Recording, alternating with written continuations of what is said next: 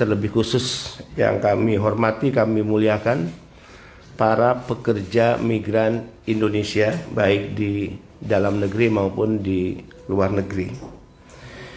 Kali ini saya sebagai Kepala BP2MI akan menyampaikan keterangan pers terkait kebijakan terbaru atau kebijakan yang menjadi solusi atas problem dan masalah yang sempat dihadapi beberapa hari atau minggu terakhir oleh para P3MI dan juga para pekerja migran Indonesia. Satu, bahwa pada tanggal 10 Februari 2023 telah terbit surat edaran dari Menteri Ketenagakerjaan Republik Indonesia yang ditandatangani oleh Dirjen Bina Penta dan PKK nomor B-3-01-PK titik 02.01 2 yaitu tentang penggunaan siap kerja dan penerbitan ID calon pekerja migran Indonesia. Saya jelaskan, saya ulangi bahwa 10 Februari 2023 telah keluar surat edaran dari Menteri Ketenagakerjaan Republik Indonesia yang ditandatangani oleh Dirjen Bina Penta dan PKK dengan nomor surat sebagaimana saya sebutkan tadi tentang penggunaan siap kerja dan penerbitan ID calon pekerja migran Indonesia. Surat ini intinya adalah dimulainya integrasi antara Sisco P2MI milik BP2MI dengan sistem siap kerja milik Kemnaker Republik Indonesia.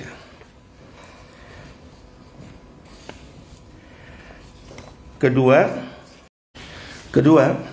menindaklanjuti surat edaran dari Kementerian Ketenagakerjaan Republik Indonesia yang saya sebutkan tadi. BP2MI menindaklanjuti dengan mengeluarkan surat Kepala BP2MI nomor B-PP-3-18-PP-03-03-2 perihal pemberitahuan perubahan penggunaan aplikasi layanan proses penempatan pekerja migran Indonesia, sehingga otomatis pada tanggal 17 Februari 2023 layanan registrasi CPMI skema P2P di Sisco TKLN ditutup dan registrasi ID CPMI selanjutnya dapat dilakukan di siap kerja yang kemudian proses selanjutnya dilakukan di Sisco P2MI. CPMI yang sudah berproses di Sisco TKLN sebelum tanggal 17 Februari 2023 masih dapat melanjutkan prosesnya hingga selesai, yaitu maksimal 5 bulan setelah Sisco TKLN ditutup.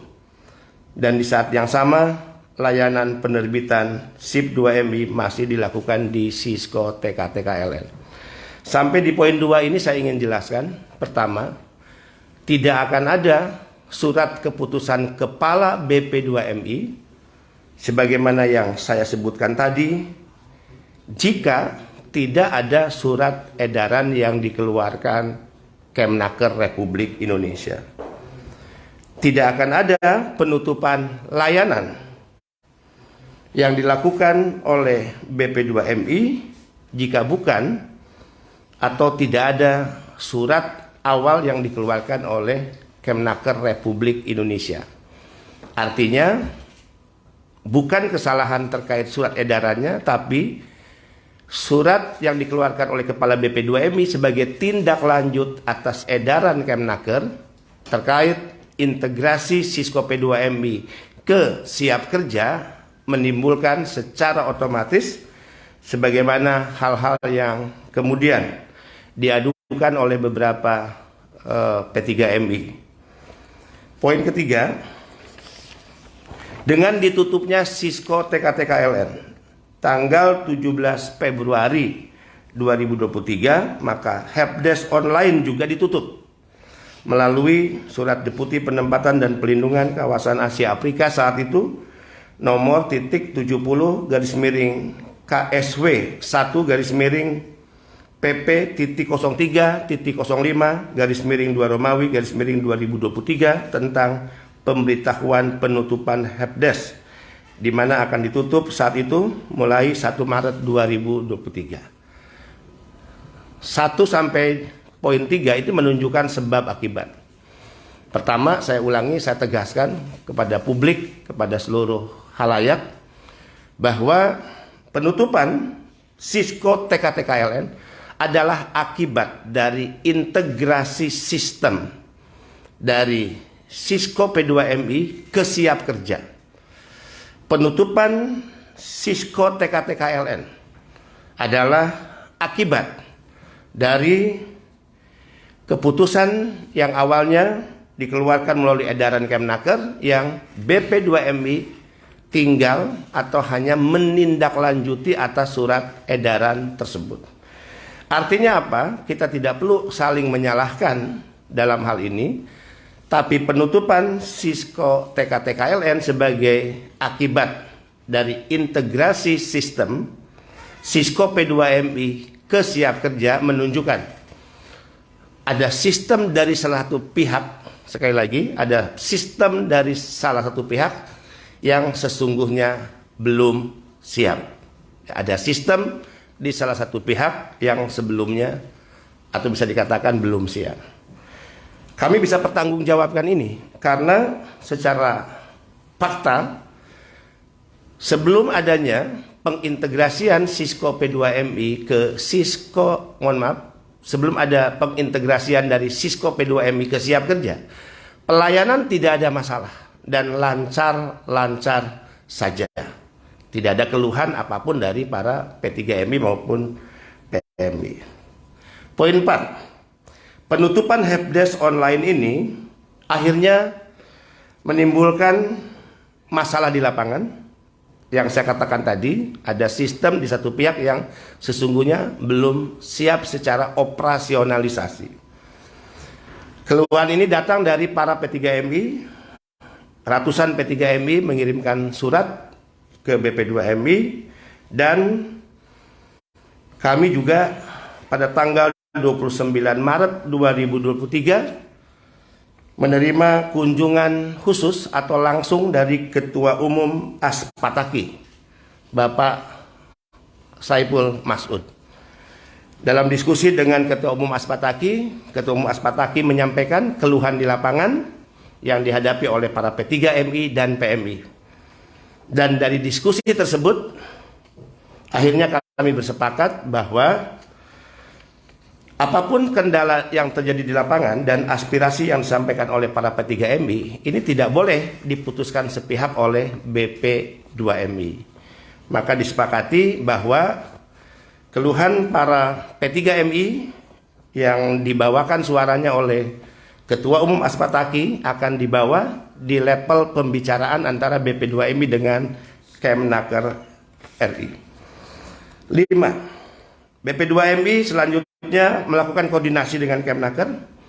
Kemudian pada tanggal 30 Maret 2023, Kemnaker melalui Dirjen Bina Penta dan PKK, Kepala BP2MI menyampaikan surat. Jadi Dirjen Bina Penta dan PKK menyampaikan surat kepada Kepala BP2MI, surat bernomor B garis datar 3 garis miring 1551 garis miring PK titik 02.01 garis miring 3 Romawi garis miring 2023 perihal fasilitasi proses penempatan CPMI dan PMI. Tentu atas dasar surat ini BP2MI merasa tidak cukup untuk bisa langsung mengambil keputusan di lapangan. Akhirnya saya berkoordinasi dengan Wamenaker Republik Indonesia dan akhirnya disepakati dilakukan pertemuan atau rapat koordinasi yang dipimpin langsung oleh Wakil Menteri Ketenagakerjaan Republik Indonesia di kantor Kementerian Ketenagakerjaan Republik Indonesia pada tanggal 3 April tahun 2023. 6. Dari hasil kesepakatan rapat tersebut, layanan perubahan data melalui helpdesk di Sisco TKLN akan dibuka kembali sampai dengan tanggal 14 Juli 2023 dengan pertimbangan masih banyaknya CPMI, kurang lebih 48.000 PMI atau calon pekerja migran Indonesia yang sudah melakukan pemenuhan dokumen, memiliki paspor, perjanjian kerja, visa, bahkan telah melakukan pembayaran jaminan sosial ketenagakerjaan yang tercatat di Sisco TKTKLN. 7.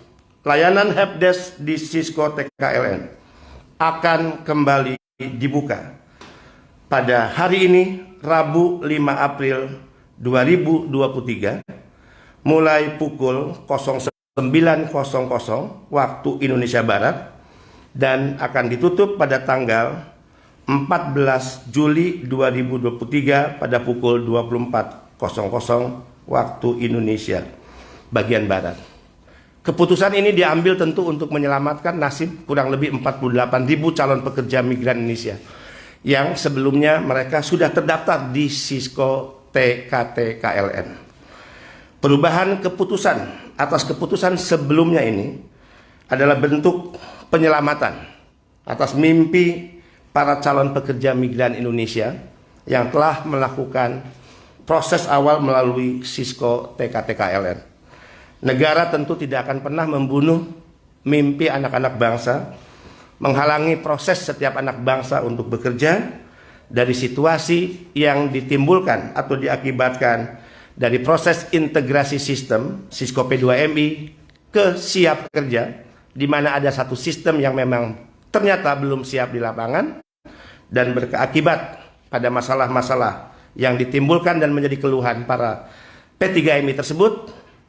Maka sekali lagi dalam rapat dengan Wamenaker 3 Maret 2023 di kantor Kemnaker, kita telah mengambil keputusan sebagaimana yang saya sebutkan tadi, yaitu intinya hari ini Rabu 5 April 2023 mulai pukul 09.00 waktu Indonesia Barat dan nanti akan ditutup pada tanggal 14 Juli 2023 pukul 24.00 waktu Indonesia Barat.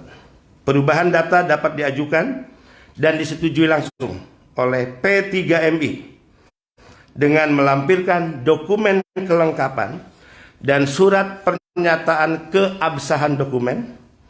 Adapun apabila ada kendala gagal pengiriman data CPMI dari siap kerja ke Sisco P2MI, P3MI secara mandiri dapat melakukan pencegahan kegagalan dengan cara memastikan kuota SIP 2MI masih tersedia sebelum CPMI menandatangani perjanjian penempatan.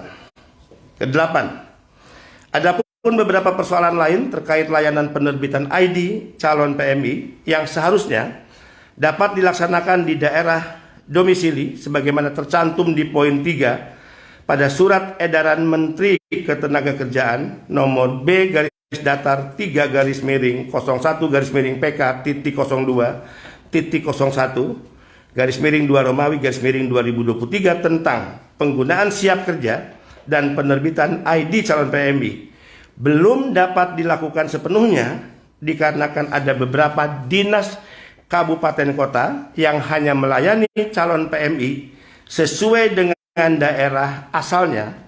Kendala dimaksud sampai saat ini belum mendapatkan solusi pemecahannya dan akan dilakukan pembahasan lanjutan dalam rapat koordinasi antara Kemnaker Republik Indonesia dengan BP2MI. Khusus poin 8 ini masih terjadi kasus-kasus penolakan layanan yang dilakukan oleh Dinas Tenaga Kerja di masing-masing daerah yang tidak mau melakukan proses layanan ID kepada para calon pekerja migran Indonesia yang dianggap berasal dari luar daerah tersebut. Padahal negara sudah mengambil keputusan bahwa siapapun calon pekerja migran Indonesia bisa dilakukan pelayanan di daerah manapun.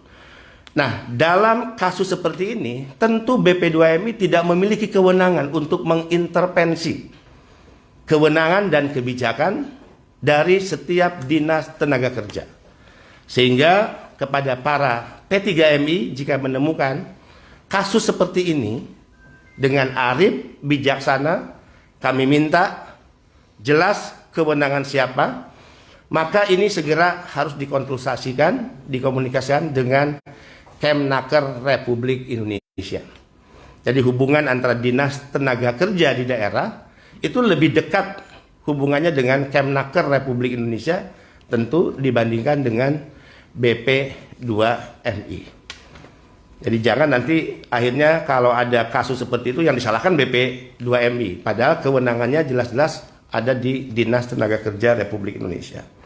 Selamat untuk para P3MI, selamat untuk para pekerja migran Indonesia, terlebih khusus 48.000 yang kemarin merasa terancam dengan adanya keputusan penutupan Sisko TKTKLN, yang penutupan itu juga bukan penutupan sepihak BP2MI, tapi sebagai bentuk tindak lanjut atas surat edaran yang dikeluarkan oleh Kemnaker Republik Indonesia dalam hal pengintegrasian atau dimulainya pengintegrasian Sisko P2MI ke sistem siap kerja.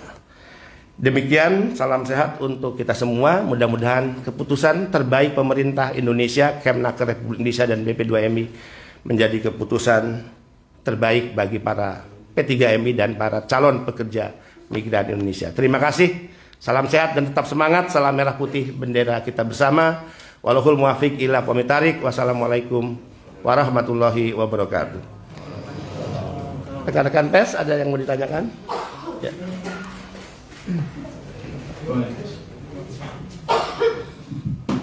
Terima kasih. Saya Freddy dari GPN.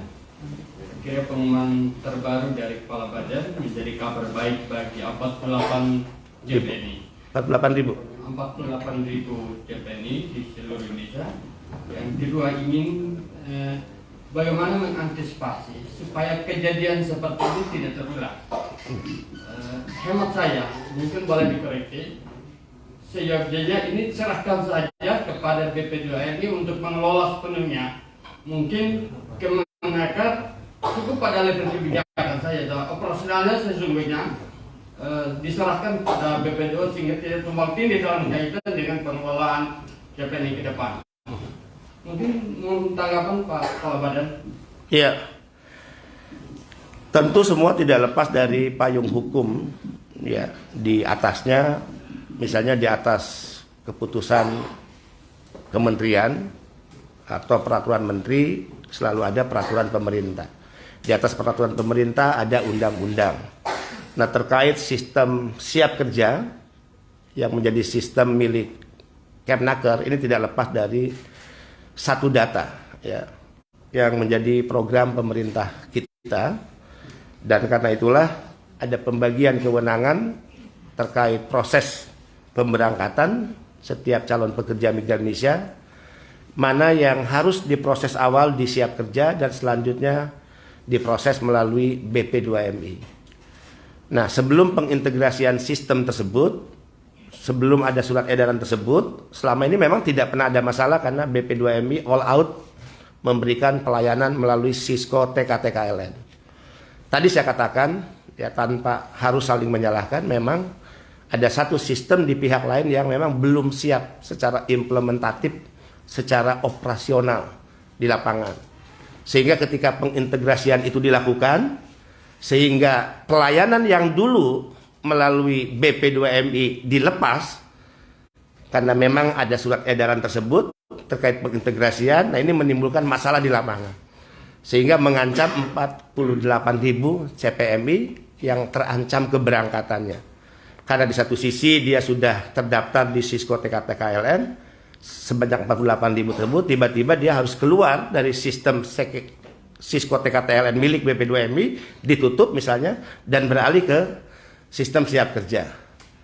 Nah, sehingga dari masalah-masalah tersebut, sekali lagi, baik yang disampaikan aspirasinya oleh para P3MI, baik yang disampaikan langsung oleh Ketua Aspataki saat datang berkunjung langsung ke BP2MI, akhirnya kami melaksanakan pertemuan dengan Kemnaker dan ditemukanlah solusi.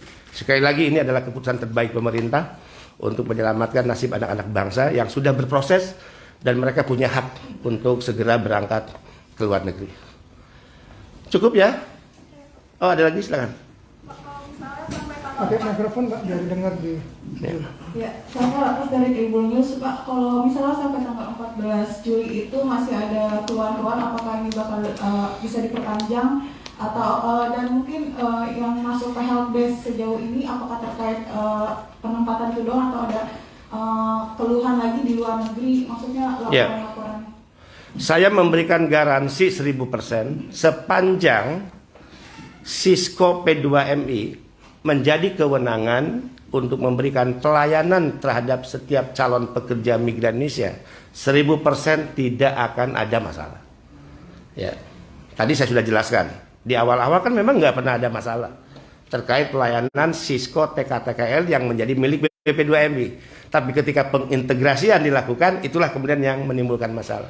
Jadi BP2MI tetap akan memberikan pelayanan sebagaimana rapat terakhir dengan Wakil Menteri Ketenagakerjaan Republik Indonesia, dan 24 jam kita menerima pengaduan. Directly nanti komunikasi bisa dilakukan langsung dengan Direktorat Penempatan Non Pemerintah BP2MI, yaitu Ibu Handayani untuk kawasan Asia Afrika, kemudian Pak Sukarman untuk kawasan Eropa Timur, dan Pak Mukarom untuk kawasan Amerika Pasifik. Ya, jadi bisa kontak langsung kepada yang bersangkutan dan melalui 2 nomor hotline milik kita. Ya. Satu masalah lagi tadi saya ingin ulangi. Ya, bagaimana jika masih ada dinas yang tidak memberikan pelayanan, melakukan penolakan? Ya, kadang keluhannya lewat kepala BP2MI. Pak, gimana ini ada dinas yang tidak mau memberikan pelayanan? Ya gimana saya katakan, BP2MI bukan lembaga struktural hierarkis dari dinas. Dinas adalah organisasi perangkat daerah di bawah gubernur atau di bawah bupati, wali kota. Jadi kita tidak bisa ya, atau tidak memiliki kewenangan yang bersifat instruksional. Tidak bisa. Nah, sehingga saya katakan jika hal-hal ini masih terjadi, maka segera mereka harus berkoordinasi dengan Kemnaker. Tentu sekemampuan kami atau kepala-kepala balai di daerah yang memiliki relasi, hubungan, sekedar komunikasi bisa kami lakukan. Tapi yang bersifat instruksional, ya perintah, itu tentu tidak bisa dan bukan memiliki menjadi kewenangan BP2MI. Tapi sekali lagi, sesungguhnya kasus-kasus seperti yang saya katakan tadi tidak mau memberikan pelayanan kepada P3MI karena merasa P3MI tersebut tidak berasal dari daerah yang bersangkutan. Ini sebetulnya tidak boleh terjadi. Karena peraturan sudah menegaskan pelayanan bagi CPMI itu pelayanan bagi CPMI yang berasal dari wilayah Negara Kesatuan Republik Indonesia yang prosesnya bisa dilakukan dimanapun. Di dinas manapun, di LTSA manapun. Ya, termasuk di BP3MI manapun. Jadi tidak boleh ada diskriminasi yang kemudian mematok bahwa yang dilayani oleh kami adalah CPMI yang KTP-nya adalah warga masyarakat daerah kami. Tidak bisa. Ini juga yang sering disampaikan ya oleh banyak P3MI dan CPMI. Mudah-mudahan tentu tidak terjadi lagi. Kita akan meminta tentu nanti Kemnaker yang akan mengeluarkan surat lah ya kepada dinas untuk bagaimana dinas memberikan pelayanan maksimal, optimal tanpa harus melihat dia dari daerah asal dari wilayah pemerintahan tersebut. Demikian, terima kasih ya, rekan-rekan pers. Sekali lagi selamat pagi, salam sehat dan tetap semangat untuk kita semua. Terima kasih.